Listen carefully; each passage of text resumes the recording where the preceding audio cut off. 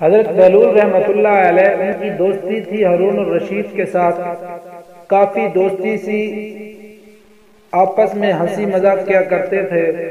ایک دن جب بہلول ان کی سلطنت پر گئے، ان کی دربار میں حاضری ہوئی، بادشاہ سے ملاقات ہوئی،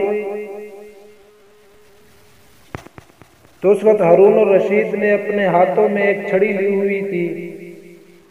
بہلول سے کہا کہ اس چھڑی کو لے لو، بطور مذاق کے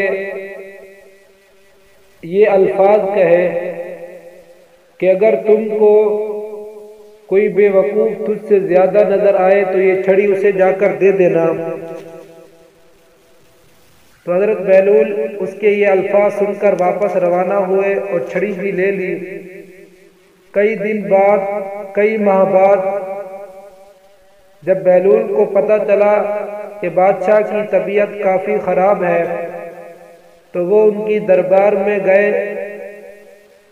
جب بادشاہ سے ملاقات ہوئی تو ان سے پوچھا کہ اے دوست کیسے ہو؟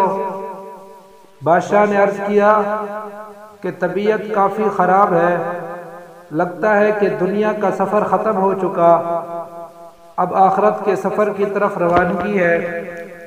تو بہلول نے کہا اچھا آپ سفر پر جا رہے ہیں، کتنے دنوں کا سفر ہے؟ بادشاہ نے کہا کہ یہ ایسا سفر ہے کہ اس کی کوئی انتہا نہیں، یہ ایسا سفر ہے کہ اس کی کوئی گنتی نہیں۔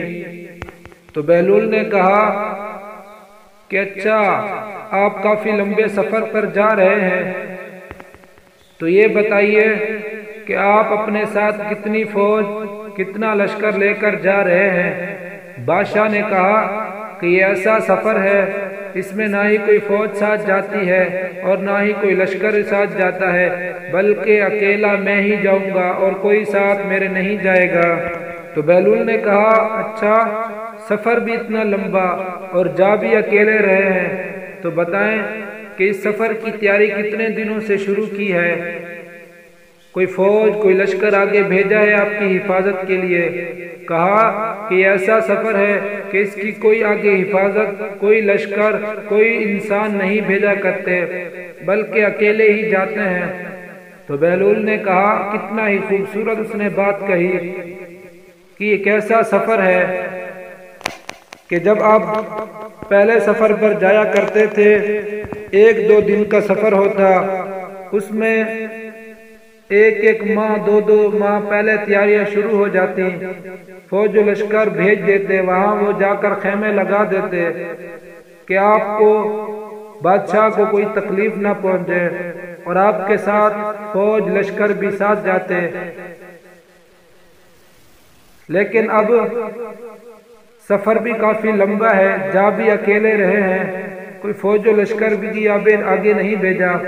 تو بہلول نے کہا کہ آپ نے جو چھڑی دی تھی اور مجھے کہا تھا کہ تجھ سے زیادہ کوئی بے وقوف نظر آئے تو یہ چھڑی دے دینا، مجھے سب سے زیادہ بے وقوف آپ نظر آئے۔ بہلول در حقیقت یہ سمجھانا چاہتے تھے کہ آج ہم دنیا کے اندر 1-2 دن کی سفر پر جانے کے لیے کئی دنوں اس کی تیاری کرتے ہیں، لیکن آخرت کا سفر کتنا لمبا سفر ہے جس کی کوئی انتہا نہیں، اس کی 1% بھی فکر نہیں، کوئی غم نہیں، کوئی تڑپ نہیں۔ دعا ہے کہ اللہ رب العزت مجھے اور آپ کو آخرت کے سفر کی تیاری